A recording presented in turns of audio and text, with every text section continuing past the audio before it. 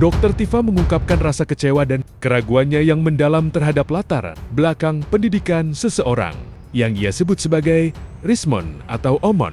Pada awalnya, ia merasa sangat yakin dengan rekan setimnya tersebut karena profil digitalnya terlihat sangat meyakinkan, mulai dari data di LinkedIn hingga riwayat pendidikan dan daftar jurnal yang tercantum di situs resmi Universitas Mataram. Keyakinan inilah yang membuatnya merasa memiliki itik baik untuk berjuang bersama dalam satu tim. Namun, seiring berjalannya waktu, berbagai kejanggalan mulai muncul ke permukaan. Salah satu momen krusial terjadi saat Rismon tidak mampu merespons lawan bicaranya yang menggunakan bahasa Jepang dalam sebuah acara televisi, padahal ia mengaku telah bertahan-tahan menempuh studi master dan doktor di Jepang. Hal ini dirasa sangat tidak masuk akal, mengingat bahasa Jepang merupakan persyaratan utama dalam proses akademik di sana. Kecurigaan semakin dipertebal oleh pernyataan Rismon yang mengklaim bahwa ijazah dibagikan di dalam pesawat saat keberangkatan, serta keengganannya menunjukkan ijazah fisik dengan alasan dokumen tersebut tertinggal di kampung halaman. Menanggapi ketidakjelasan ini, Dr. Tifa menyatakan rencana serius untuk melakukan verifikasi data primer. Ia berniat mengunjungi Universitas Yamaguchi di Jepang, serta melakukan cross-check ke Universitas Mataram dan Universitas Brawijaya untuk memastikan kebenaran riwayat pendidikan yang bersangkutan. Selain masalah ijazah, ia juga dikejutkan oleh adanya dugaan pemalsuan surat kematian. Bagi Dr. Tifa, situasi ini terasa sangat ironis karena ia harus menghadapi kenyataan pahit bahwa orang yang selama ini ia bela dan lindungi diduga telah melakukan kebohongan besar terhadap publik. Apakah saya curiga dengan status pendidikan dari mantan teman saya itu ya, 1R, kan ada 2R ya. RRT itu kan ada 2R, ada 1T. Si Omon itu ya.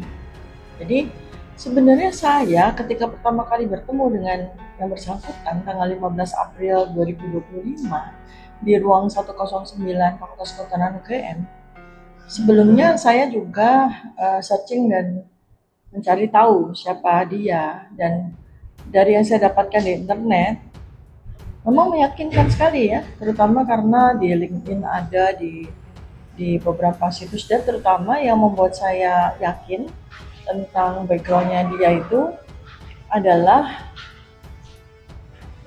di Universitas Mataram, di Unram itu ada gitu. Ketika kita searching atau googling dengan nama yang bersangkutan tuh langsung keluar namanya ya, dengan segala macam riwayat pendidikan.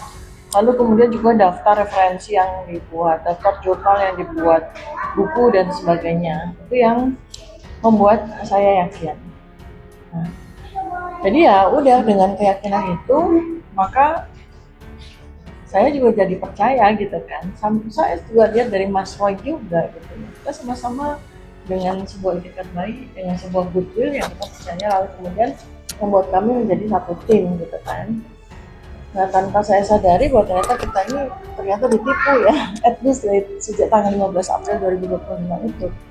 Tapi ini memang juga masih menjadi sebuah hal yang perlu juga dilakukan pengkajian secara jelas gitu, dan kita tidak bisa mengandalkan hanya dari satu source aja. Makanya saya juga sudah sampaikan pada beberapa waktu yang lalu bahwa saya mungkin akan ke Yamaguchi Jepang ya, untuk meyakinkan, mencari data faktual tentang riwayat pendidikan yang bersangkutan ini. Dan saya juga akan ke Universitas Mataram untuk benar-benar mencari tahu dari sumber data primer. Begitu juga dengan Universitas Brawijaya yang kabarnya bersangkutan juga sempat menjadi dosen tamu di sana. Itu 3 source itu yang rencananya memang akan saya datangi ya, supaya saya nggak hanya mendapatkan informasi hanya dari satu sumber saja, yaitu dari beberapa orang yang ada di pihak sana gitu ya, yang kemudian membuat laporan polisi kepada yang bersangkutan atas dugaan pemalsuan ijazah. Juga satu lagi nih ya yang membuat kita juga terkejut ya, pemalsuan surat kematian gitu kan. Nah kan kita juga jadi berpikir ya, kalau surat kematian dia punya ya berarti yang orang ini siapa ini? Jangan-jangan orang ini udah mati. Jadi memang hal-hal ini yang membuat sampai dengan hari ini saya merasa ironis gitu. Kenapa sih berani-beraninya menipu 280 juta orang dan untuk satu kasus yang amat sangat penting bagi negara ini. Saya sulit untuk percaya karena di awal ya waktu kami berjuang sama-sama itu saya merasakan ketulusannya, saya merasakan keberaniannya gitu yang susah sekali untuk dihapus begitu saja dari ingatan saya, dari kesan saya. Kita sama-sama, kita siang malam kita berdiskusi kemana-mana, berjuang untuk membongkar semua hal ihwal tentang ijazahnya Pak Joko Widodo dan juga kemudian Gibran. Tapi ya itu ternyata ya fakta itu justru malah ditemukan untuk yang pertama kali diungkap oleh satu termul ya di Azwan waktu itu. Ketika kami sama-sama hadir di acara Rakyat Bersuara di Anyus.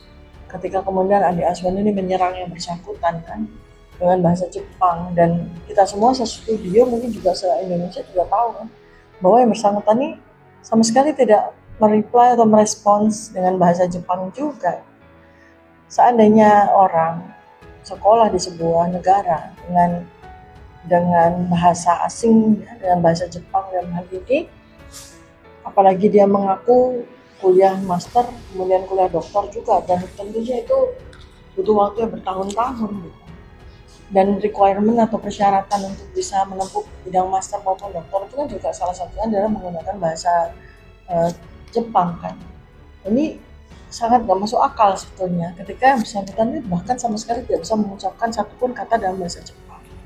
Tapi karena memang kita tuh satu kubu, lalu kita kemudian berkembang menjadi pertemanan dekat, ada kan sebuah subjektivitas muncul di situ. Oh, masa sih? Dan ada sebuah rasa ingin melindungi gitu, kan, satu sama lain.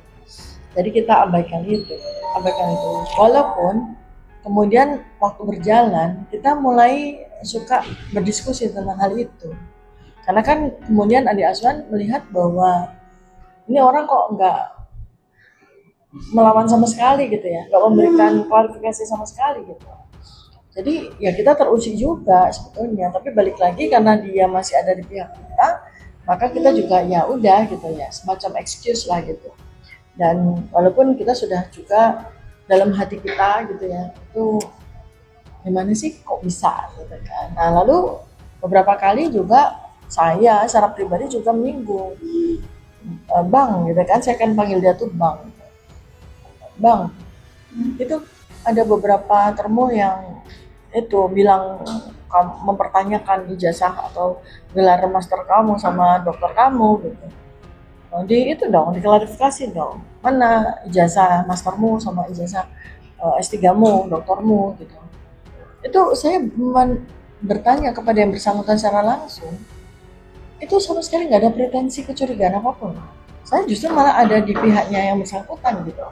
Artinya gini, maksud saya adalah kalau kamu lagi diserang soal ijazah, ya udah tunjukin aja ijazah itu, mastermu maupun doktorat kamu gitu. Sama seperti yang saya lakukan ketika beberapa tahun yang lalu, saya juga diserang pada hal yang sama kan. Ya udah saya tunjukkan aja nih ijazah S1 saya dari kedokteran UGM, lalu ijazah dokter saya dari UGM juga, lalu master saya juga dari UGM.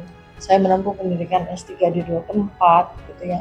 Seperti itu gitu. Selesai kan masalahnya sehingga kemudian tidak berlarut-larut. Tapi saya mendapat jawaban yang buat saya juga surprise gitu.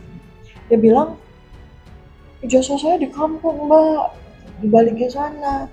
Ya kalau gitu kan abang sering, katanya ngakunya kan sering pulang. Kalau gitu pas pulang, ambil dong ijazah itu. Lalu ditunjukkan aja dalam satu kali kita klarifikasi atau konfres. Atau kalau enggak, minta tolong dong keluarga yang di sana untuk kirim dong ke Pak KJN ya kayak gitu.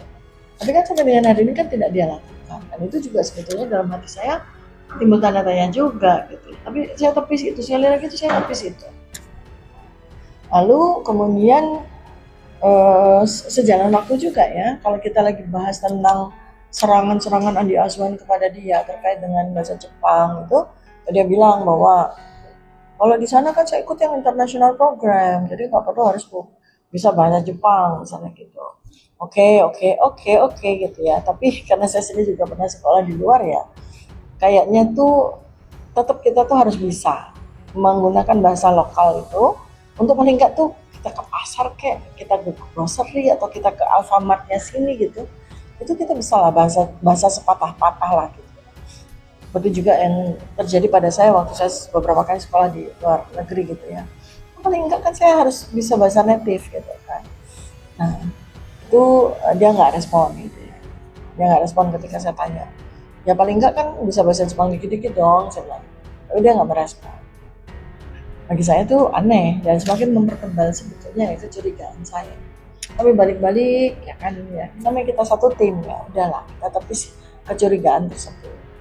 Lalu ada yang sampai sekarang itu masih bertalu-talu dalam ingatan saya tuh tentang apa yang disampaikan.